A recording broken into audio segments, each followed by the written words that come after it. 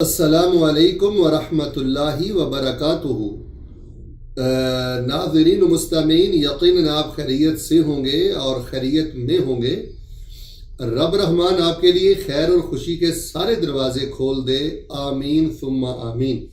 خاص طور پہ جو لوگ بیت اللہ کے حج کے لیے تشریف لائے ہیں، یقین جانیے کائنات کے بڑے ہی چنیدہ اور انشاءاللہ اللہ تعالیٰ کے پسندیدہ بندے ہیں۔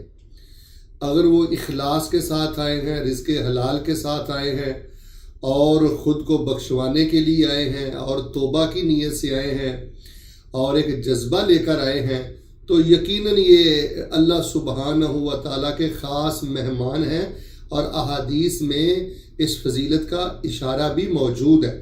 اور یہ وہ خوش نصیب لوگ ہیں جو بیت اللہ کے حج کے لیے آئے ہیں کہ ہمارے بر صغیر پاک و ہند میں ہزاروں نہیں، لاکھوں لوگ، لاکھوں مسلمان ساری زندگی ترستے رہتے ہیں، بلکہ تڑپتے رہتے ہیں، لیکن ان کو حاضری نصیب نہیں ہوتی ان کے حالات کے پیش نظر۔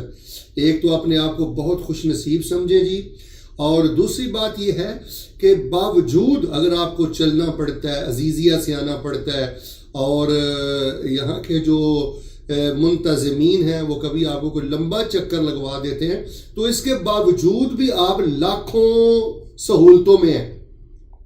آج سے 1 صدی قبل یا 2 صدیاں قبل ان سہولتوں کا تصور بھی نہیں کیا جا سکتا جو اللہ تعالیٰ نے آج آپ کو بیت اللہ میں عطا فرمائی ہوئی ہیں، یا مشاعر مقدسہ مینا، عرفات اور مزدلفہ میں جو سہولتیں اللہ نے آپ کو دی ہوئی ہیں۔ تو باہر سورج جی یہاں بڑی عاجزی کے ساتھ رہیں، انکساری کے ساتھ رہیں، بالکل مذاق والا ماحول نہ بنائیں، جگتوں والا ماحول نہ بنائیں، اور بے تکلفی والا ماحول نہ بنائیں، اور ایک دوسرے کو ہٹ نہ کریں، ایک دوسرے کو ضرورت سے زیادہ مذاق نہ کریں، اور جو پاکستان جن لوگوں کو آپ چھوڑ کر آئے ہیں ان پہ حق تبصرے نہ کریں۔ تو بعض لوگوں کو دیکھا گیا ہے، حجاج کو، کہ وہ فرق نہیں کرتے کہ ہم فیصل آباد بیٹھے ہیں، لاہور بیٹھے ہیں، راول پنڈی بیٹھے ہیں، پاکستان بیٹھے ہیں، یا اللہ کے گھر بیت اللہ میں بیٹھے ہیں۔ وہی چٹکلے، وہی لطیفے، وہی بے باکیاں، اور وہی جگتیں، اور وہی سلسلے، اور وہی کہککے۔ یعنی حیرت کی بات یہ ہے کہ وہی کہککے، وہی انداز اور بے تکلفیاں۔ تو یہاں جی بالکل ایک اللہ سبحانہ و تعالیٰ کی محبت کا رنگ نظر آنا چاہیے، ہیبت نظر آنی چاہیے۔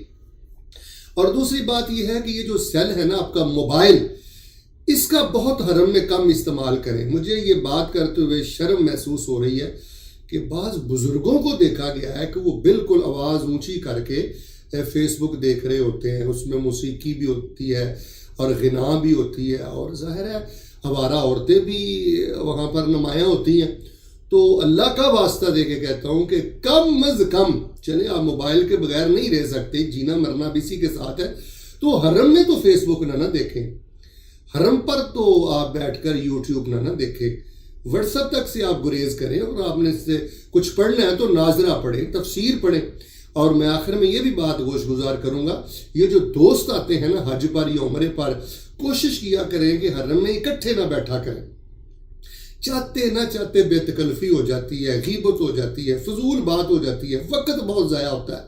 اور بعض حجاج کرام اور معتمرین، عمرہ کرنے والے احباب کو دیکھا گیا ہے کہ اگر وہ فیس بک یوز نہیں کرتے، اگر وہ جگتے نہیں مارتے، تو منہ اٹھا کے کبھی دائیں، کبھی بائیں، کبھی اوپر، ہر آنے والے کو دیکھتے ہیں۔ بھئی یہاں سر جھکا کے بیٹھیں، عاجزی سے بیٹھیں۔ ایک ایک لمحہ یہ آپ کا سونے اور چاندی سے زیادہ قیمتی ہے۔ آپ کو علم ہے یہ جو دن ہے ذوالحجہ کے، یہ دنیا کے سب سے بڑے فضیلت والے دن ہیں، رمضان کے دنوں سے زیادہ فضیلت والے دن ہیں۔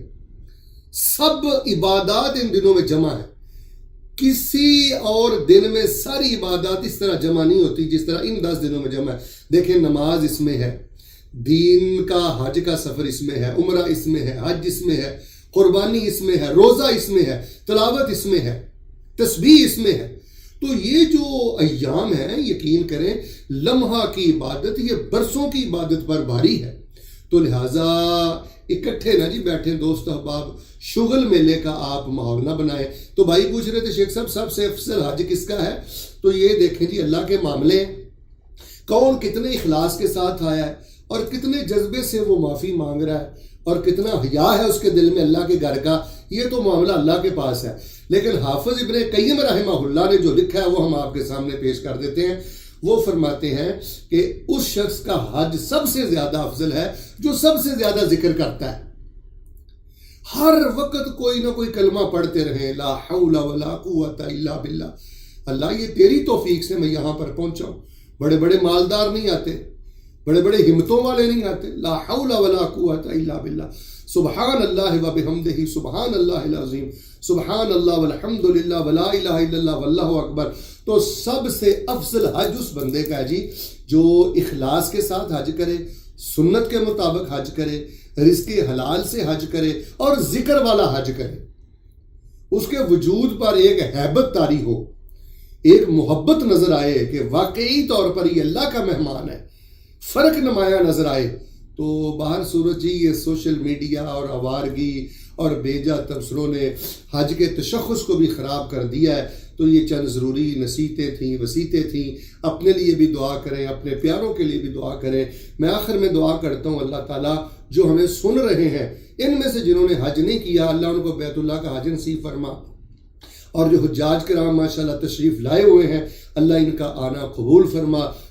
وقت کو ضائع نہ کریں اور یاد رکھیں سب سے افضل حج اس بندے کا ہے جو سب سے زیادہ قرآن پڑھتا ہے حج کے دنوں میں.